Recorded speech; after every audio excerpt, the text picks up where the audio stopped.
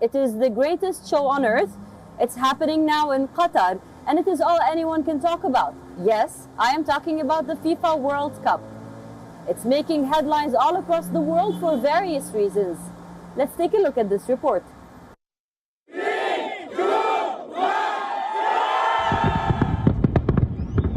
The 2022 FIFA World Cup got off to a glitzy start in Qatar, with a grand opening ceremony at the Al Bayt Stadium in Al Khor.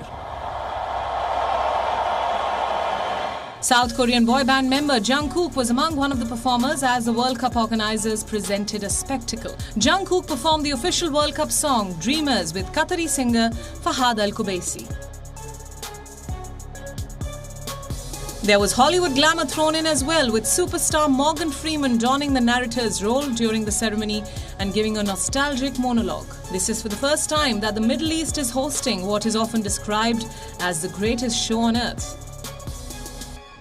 The build-up to this event, though, has been mired in controversies.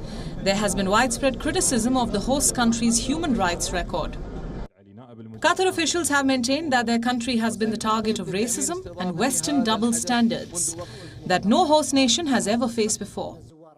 The FIFA president lashed out at critics and called on European nations to improve their own record on migrant workers before attacking Qatar and the football governing body. Just in its first week, the World Cup has already been marked by major upsets and unique protests. The players from Iran made a powerful statement ahead of their first match in a show of solidarity with the anti-government protesters back home. Both Iran's players and supporters used the global stage to make their feelings known about the issue. Iran's national anthem was shouted down by supporters, and the Iranian players simply refused to sing the anthem, a gesture that resonated and was applauded around the globe.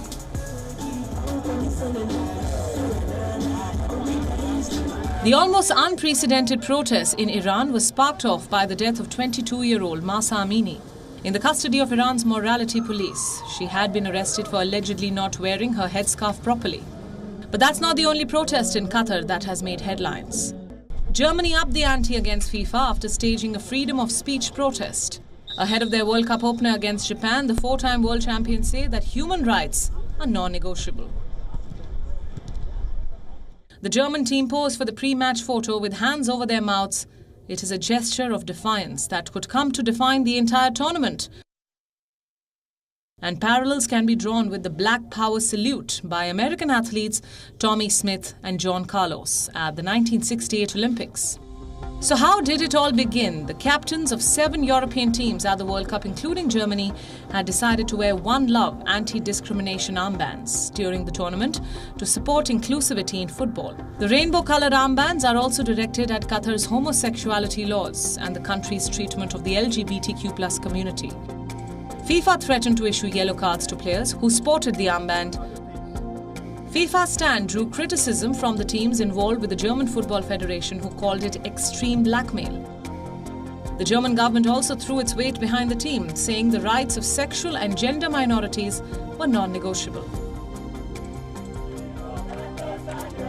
But all the protests apart, it is the unforgettable match between Saudi Arabia and Argentina that has emerged as one of the biggest global headlines.